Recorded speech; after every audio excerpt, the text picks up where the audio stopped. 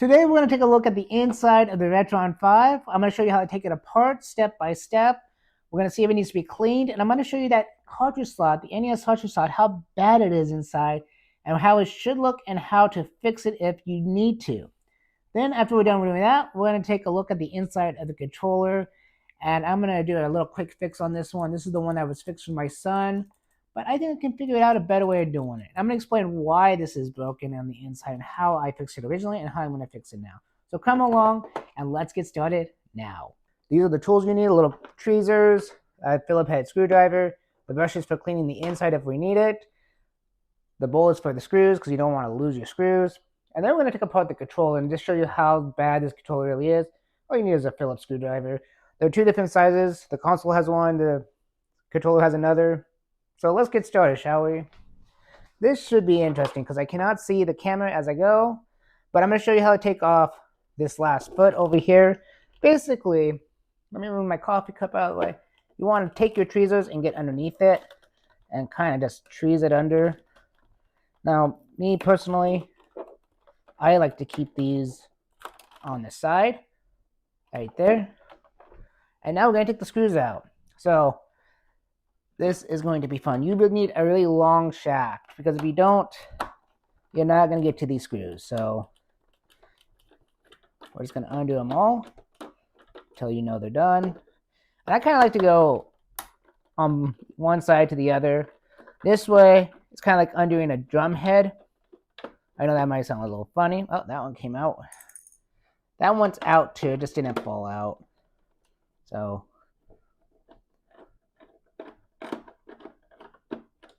I didn't lift out, I should say. And they look like they're all the same screw size. So that's good. Some consoles, as we know, have different screw sizes depending on the console. Now that one's out too. Get this one out. And we only have one more after this. But guys, this console's been in my house. I've never opened before. It's been at least 5 to 6 years I've had this and never cleaned it. And it's not a big deal. You don't actually have to open these up and clean them. Most likely you're going to have something wrong go with them beforehand, and then you're just going to literally probably replace it, get something better. Me personally, you know from my one video of a while ago where my cartridge wasn't working because you know the NES slot was broken. So, all right, now that we got the screws out, let's open it up. So the first thing you need to know is the LEDs on the front end that everybody knows about has some wires inside. Now what we're going to do is we're going to lift it up slightly until you can see the clips from the inside. And then we're going to go towards the second controller ports, up and out. Now if you wonder what I'm talking about clips, I'm just talking about these. These really don't clip into anything as far as I can tell, but if you see these just enough out like that, you know, you can lift it up and over. So be careful. I have the controller sitting underneath this top half, so it has some support. Because these wires here that I was just talking about are very thin. I can disconnect it here, but I'm afraid I'm going to break the ports. Because on this side of it, there's glue. There's glue, glue, glue, glue, glue. As you can see, I don't know why Hyperkin did that, because the connections look just fine. But let's get into this. Let's zoom in and look at the Nintendo slot of mine, because it should be looking like all the other slots. And as you can see, if you zoom in here, you'll see that these slots don't look very good. You know, they just don't look good.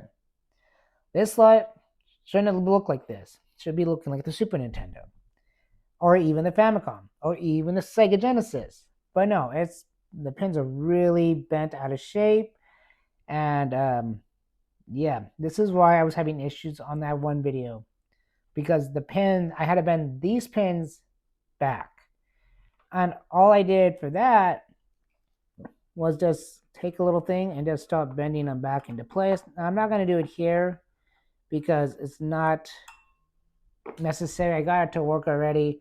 But if you be careful, you can. If you break one, well, you're screwed. And that's one of the reasons why you could take a credit card or something and write it in here. Like if it was the actual game or something, and it works. But be careful. I do not suggest doing that.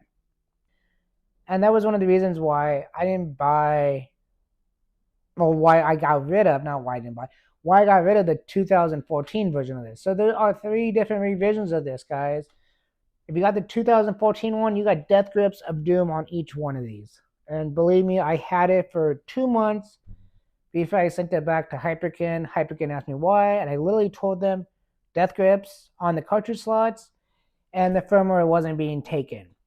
Now, they said that the firmware was probably my fault. I probably wasn't understanding how to do it. You guys seen my how-to video, the beginner's guide to Retron5. It's easy. It's simple, not hard. But whatever, I just let them be. So they took the console back. They gave me my money back. About 2017, I decided, well, they had enough time with this out. Let's try it again. I bought it from my local retro gaming store. When I looked at the bottom, it said 2016, so I know it was a different revision than the 2014 one I had. As you know, these 3 slots here, no death grip, perfect. But the Famicom slot still has that deadly death grip. It really sucks. But yeah, this is all really connected with ribbon cables, and there's these little jumper cords. And I don't know what the chips are. I think they're like FPGA chips. I think this one is.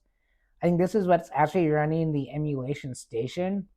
This is running the, not emulation station, the Retron5 program. I think this one is running the actual cartridges. So like when you put a cartridge in, it will tell the FPGA chip down here that, oh, it's a Super Nintendo. So we're going to play the Super Nintendo. We're going to dump the Super Nintendo on here, and the hardware is going to be playing it. I think that's how it works. I'm not sure. I'm going to look it up and see what I can find. But remember, when you put a cartridge in, it stores to memory. I think that's what these are. I think these are the memory chips right here on this line. Now we got these vias here that are mystery vias to me. I have no idea what they do. When I first saw this online, I thought, oh, they were supposed to have an extra cartridge slot here, maybe for like a 32X or something. And it would have been possible, but the way the doors are here on the slots, they would have to redesign the cartridge slot doors. And it wouldn't be that hard to do. But then we got these vias right here. Now, the vias, I have no idea what they're for either. I had seen one picture online from the original 2014 where they had a wire connected here with a capacitor running to here. And what was that for? I have no idea. I was thinking maybe it was for the revision. Maybe they had problems with it and they did it that way. Now over here on this board, we got the SD card slot, the HDMI, the USB power for the controller, and the power for the system. Pretty basic stuff, guys. Controller ports, cartridge slots, controller ports, output. I don't know what else to say. I was expecting this to be really dirty and everything, but it's pretty clean. So I think I'm just going to close it back up. And when I figure out what these chips are for, yeah, I'll tell you on the video. I'll list them before we get to the controller port. So I'm going to take a picture of it, and we're going to close this back up, and we're going to continue on the video about opening up the controller. Here we go. Okay, to close this back up, it's very simple again. You just make sure all the wires and everything are there. If you want to be safe, you can actually tilt it like that. You don't have to. It's very simple. Move the controller out of the way, flip it over, and the screws are very easy because they're all the same size. So I'm just going to drop them all in. And I found the 6th screw. You're just going to drop them all in, and they're probably going to all line up perfectly. If not, that's what the screwdriver is for, right? Okay. So we're just going to take the first one. And remember, guys, this is very important.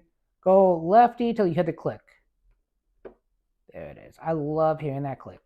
That way you know you're not threading anything. You're just going for it. You're just going to tighten it down loosely. You don't have to over tighten this at all. Okay. Right there. Again.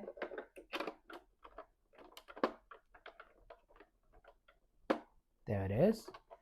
That just tells me that it's in place and you don't have to worry about it. I'm going to speed this up so you guys don't have to watch it. It's so slow. All right, so that's done. Very simple, very easy. Just take your time. You don't have to be harsh. Just, you just have to do this. Now the feet, The feet are very sticky, guys, but just, you know, put them back where they belong. Now, what happens if you do re-thread some screws? Well, you're just gonna have a hard time getting them back out, I think. Just take my word on it. You just want to go left until you hear it click, and then tighten them down. You don't want to re-thread screws in plastic. It's just gonna be a pain, and you're gonna have problems later on. You know. But anyways, it's back together. I will probably take something to clean the top of it because the top's actually dirtier than the inside. Yeah, you know, we'll do that at the end of the video. But next up, the controller. Okay, guys, so the controller, and I'm just opening this up for fun. I have realized that this controller is really old and it is missing some screws. But once again,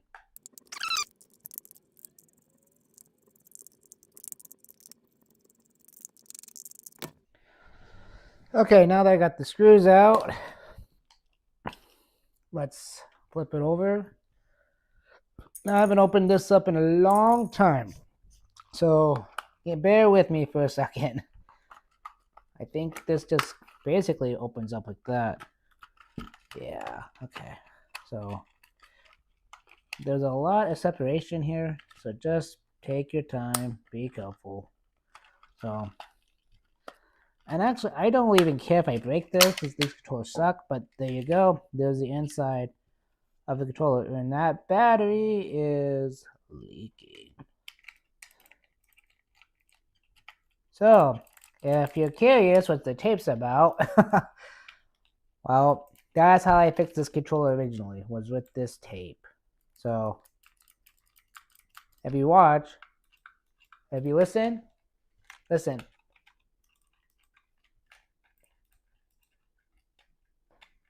The thumbstick mechanism right here, right there, here, I'm going to go up like this. So, the mechanism right here, it wasn't sitting right. So what did I do? I actually put pressure right here. So if I take this off, as you can see, I taped this pretty well.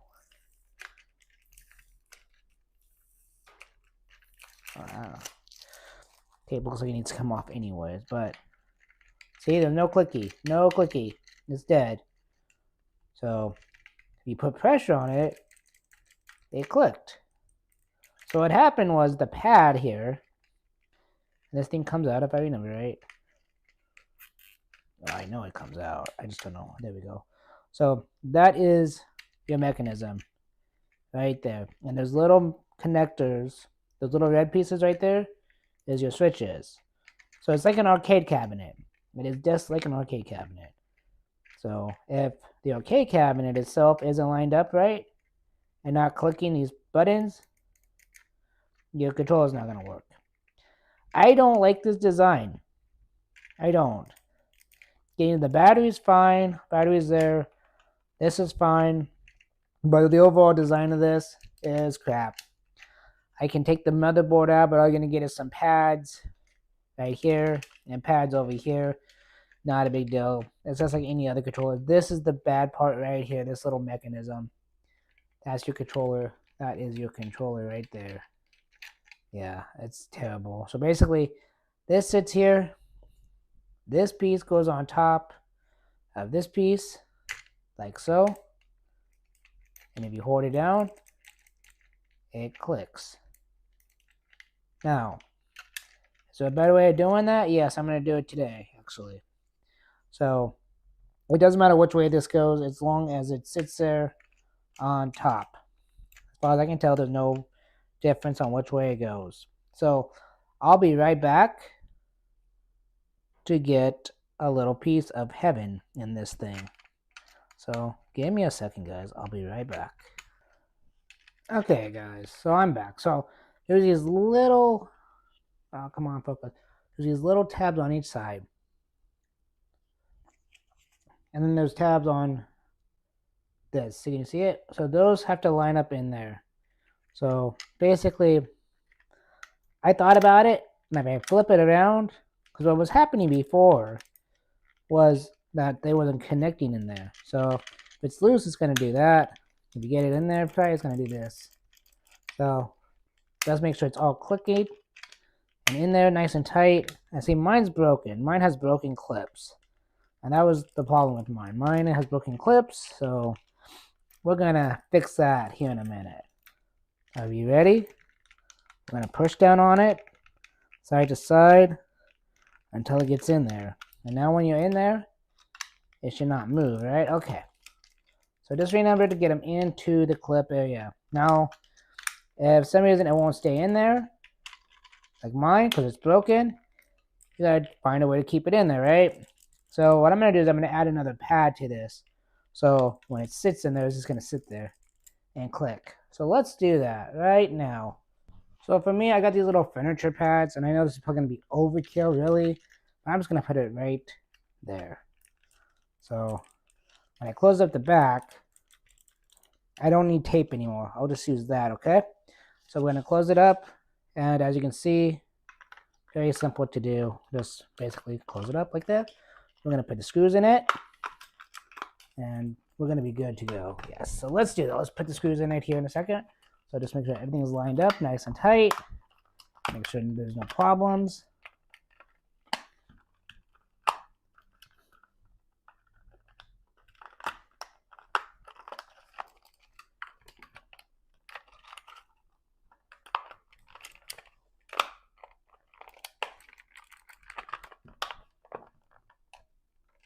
There we go, it's all lined up.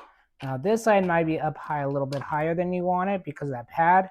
But with that pad there, it's gonna work just like if you had tape in there. So we're gonna hold it down in this case, and we're gonna actually make sure it has screws in it.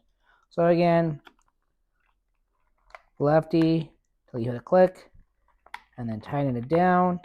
And this one's gonna be real fun to do because you gotta make sure you have enough screws on this side to keep it in place. Because after this side's done, you want to come back and make sure it's still clicking. Okay. Now I'm going to come over here. Now remember, I'm missing a few screws in this. So if you wasn't missing any screws, this would be a lot better idea. That did not just happen. But I'm not paying, I can't see past the camera. So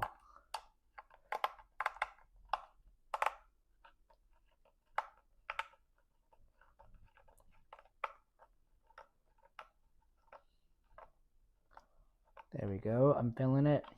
I think that screw head was actually stripped from the last time I did it. Now, is there any place else I want to put it? I have one screw left. I'm just going to put it right up here in the middle here.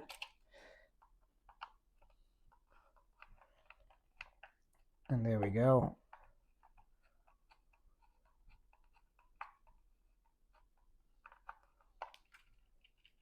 All back together. There we go, guys. So that's the Retron5. That's how you fix a controller that's having clicky issues. So that is the inside of the Retron5. That is the inside of the controller. I hope this helps anybody that's watched this to how to take this apart, how to fix a controller if you have a broken controller with this stick. I'm sure there's better ways of doing this, but for just a quick DIY at home, this is the way to do it. If I could get a D-pad instead of this piece of crap, I would do it, but it's what they made it like. So thanks for watching. I'll catch you in my next video. Peace.